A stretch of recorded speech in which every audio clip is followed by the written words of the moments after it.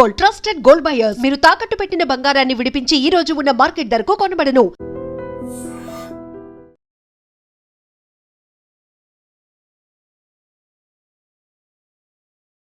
Philippines దేశాన్ని భూకంపం గజగజ వణికించింది. ఫిలిప్పీన్స్ దేశానికి సంబంధించిన తీర ప్రాంత నగరాలు కూడా వణిగిపోయాయి. అసలు ఈరోజు ఉదయాన్నే వచ్చినటువంటి ఈ భారీ భూకంపంతో ప్రజలు ఎంత భయపడ్డారంటే నిజంగా పిల్లలు పెద్దలు అందరూ కూడా రోడ్ల మీద ఉన్నవాళ్ళు అసలు ఇదే ఈ చివరి రోజా అనిపించే విధంగా భూమి ఎంత కంపించింది. ఒకసారి మీకు స్క్రీన్ మీద విజువల్స్ చూపిస్తున్నాను చూడండి. ఫిలిప్పీన్స్లో జనరల్ శాంటోస్ నగరంలో ఒక స్కూల్లో, ప్రైమరీ స్కూల్లో చిన్న పిల్లలందరూ కూడా ప్రేయర్ చేస్తుండగా ఒక్కసారి భూమి కంపించిందండి. అసలు వాళ్ళకేం అర్థం కాలేదు. ఆ పిల్లలందరూ కూడా ఇక ఏడుపులే కనిపిస్తూ ఉన్నాయి. పిల్లలందరూ కూడా ఒక్కసారిగా ప్యానిక్ అయిపోయారు. ఇక్కడ ఒక షెడ్ ఉంటే ఆ షెడ్ కూడా పూర్తిగా కిందకి పడిపోయినటువంటి పరిస్థితి ఉంది. పిల్లలైతే హాహాకారాలు చేశారు. మళ్ళీ ఒకసారి ఈ దృశ్యం మీకు చూపిస్తాను చూడండి.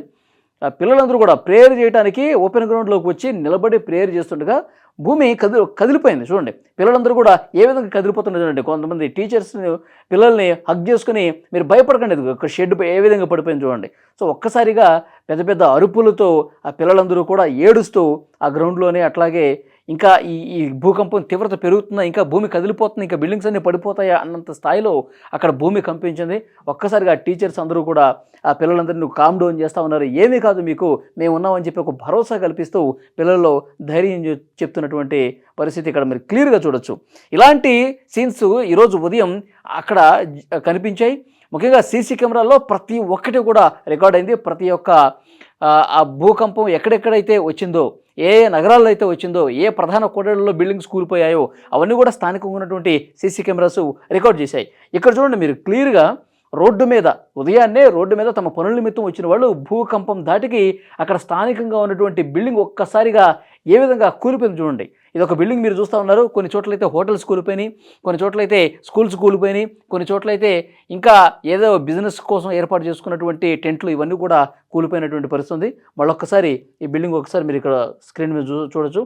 వాళ్ళు చూస్తుండగానే, రోడ్ల మీద నిలబడి చూస్తుండగానే ఉన్న పళంగా ఒక బిల్డింగ్ కూలిపోయింది. కొన్ని విజువల్స్ మాత్రమే ఇక్కడ నేను మీకు చూపించగలుగుతున్నాను. కానీ తీర ప్రాంత నగరాల్లో చాలా ప్రాంతాలు కూడా ఈ విధంగా కూలిపోయినటువంటి పరిస్థితి, బిల్డింగ్స్ కూలిపోయినాయి. ప్రజలందరూ కూడా తీవ్రంగా భయాందోళనకు గురయ్యారు. ఈ భూకంప తీవ్రత 7.8గా రిక్టర్ స్కేల్ మీద నమోదైంది. 7.8 అంటే చాలా తీవ్రమైనటువంటి భూకంపంగానే చెప్పాలి. ఇది శాంట్ ఏదైతే నగరం ఉందో, ఇది జనరల్ శాంటోస్ నగరానికి అంటే నైరుతి దిశగా 8 మైళ్ళకు దూరంలో, అలాగే 6.2 మైళ్ళ లోతులో ఈ భూకంప కేంద్రం కనిపించింది. సో దీంతో శాస్త్రవేత్తలు కూడా చాలా క్లియర్గా ఇండికేషన్స్ ఇచ్చారు. ఏ క్షణమైనా సరే ఉవ్వెత్తున అలలో ఎగిసిపడవచ్చు. తీర ప్రాంత ప్రజలు చాలా అప్రమత్తంగా ఉండాలి. 10 అడుగుల మేర ఈ సముద్రపు అలలు ఎగసి ముందుకు వచ్చే అవకాశం ఉండొచ్చు. సో డెఫినెట్గా అక్కడ స్థానిక అధికార యంత్రాంగాన్ని కూడా శాస్త్రవేత్తలు అప్రమత్తం చేశారు. ప్రభుత్వం కూడా అలర్ట్గా ఉంది. తీర ప్రాంత నగరాలు వెంటనే మీరు సురక్షిత ప్రాంతాలకు వెళ్ళిపోండి, మీ అధికారులకు మీరు సమాచారం ఇవ్వండి. ఏ క్షణమైనా సరే సునామీ విరుచుకుపడే ఛాన్స్ కూడా ఉండొచ్చు. ఆ విధంగా సునామీ విరుచుకుపడితే గతంలో చరిత్ర చెప్తోంది ఇలాంటి 7.8, 8.2 ఈ తీవ్రతతో భూకంపాలు వస్తే నగరాలు పూర్తిగా కొట్టుకుపోయాయి. నగరం లోపలికి చొచ్చుకొచ్చి ఇళ్లన్నీ కూడా కొట్టుకుపోయాయి. ఇంట్లో ఉన్నటువంటి జనం కూడా కొట్టుకుపోయి వందలాదిగా ప్రాణాలు కోల్పోయినటువంటి పరిస్థితి గతంలో చూసాం. సో అందుకే ఫిలిప్పీన్స్ లాంటి దేశంలో తీర ప్రాంతం అంటే సముద్రానికి ఒడ్డునటువంటి నగరాలు ఏవైతే ఉన్నాయో చాలా అప్రమత్తంగా ఇంకొక 24 గంటల పాటు మీరు జాగ్రత్తగా ఉండాల్సినటువంటి అవసరం ఉంది. అధికార యంత్రాంగం కూడా తప్పకుండా వాళ్ళ ప్రజల్ని కాపాడుకునేటువంటి చర్యలు వెంటనే ప్రారంభించాలని అధికారులు సూచించినటువంటి పరిస్థితి ఉంది. ఇక్కడ చూడండి, ఈరోజు ఉదయాన్నే పిల్లలు స్కూల్కి వెళ్తున్నటువంటి క్రమంలో వాళ్ళు ప్రేయర్ ఇంకా చేస్తూ ఉన్నారు. క్లాసులు ఇంకా స్టార్ట్ కాలేదు. ఒక్కసారిగా భూమి అసలు ఇట్లా పట్టుకుని ఊపేస్తున్నట్టు అంత తీవ్రంగా వచ్చిందనమాట.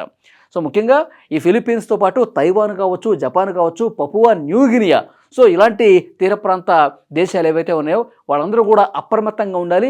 మరొక 24 నుంచి 48 గంటల పాటు చాలా జాగ్రత్తగా ఉండాల్సినటువంటి అవసరం ఉంది. ఫిలిప్పీన్స్లో ఎప్పుడైతే భూకంపం వచ్చిందో ఈరోజు ఈ భూకంపం తర్వాత భారతదేశంలో కూడా ఆ ప్రకంపనలు దాటి కనిపించింది. మన ఈశాన్య రాష్ట్రాలైనటువంటి అస్సాం కావచ్చు, సిక్కిం కావచ్చు, అరుణాచల్ ప్రదేశ్ కావచ్చు, ఈ ప్రాంతాల్లో కూడా స్వల్ప ప్రకంపనలు కనిపించినాయి. అంటే ఫిలిప్పీన్స్లో వచ్చినటువంటి అతి తీవ్రతమైనటువంటి ఈ భూకంపం దాని ప్రభావం మన దేశం మీద కూడా ఈశాన్య రాష్ట్రాల్లో కనిపించిందని శాస్త్రవేత్తలు చెప్తూ ఉన్నారు. సో కాబట్టి ప్రజలందరూ కూడా అప్రమత్తంగా ఉండాలి, తీర ప్రాంత ప్రజలు. అందుకు తగ్గట్టుగా ప్రభుత్వాలు, అక్కడ స్థానిక అధికార యంత్రాంగం కూడా చర్యలు తీసుకోవాలి. నిజంగా ఈ ఎఫెక్ట్ కనుక, ఎందుకంటే సముద్రం లోతుల్లో 6.2 మైళ్ళ లోతుల్లోనే, అంటే చాలా తక్కువ దూరంలోనే ఈ భూకంప కేంద్రం ఉంది కాబట్టి సో అది సునామీ రూపంలో విరుచుకుపడే ఛాన్సెస్ ఉండొచ్చు. సో గతంలో ఉన్నటువంటి అనుభవాలను దృష్టిలో పెట్టుకొని ఇట్లా వచ్చినప్పుడు గతంలో సునామీలు చాలా తీవ్ర స్థాయిలో వచ్చినాయి కాబట్టి తీర ప్రాంత ప్రజలు మీరు సురక్షితమైనటువంటి ప్రాంతాలకు తరలి వెళ్ళిపోవాలని చెప్పి అక్కడ శాస్త్రవేత్తలు కూడా చాలా క్లియర్గా హెచ్చరిక పంపించినటువంటి పరిస్థితి ఉంది.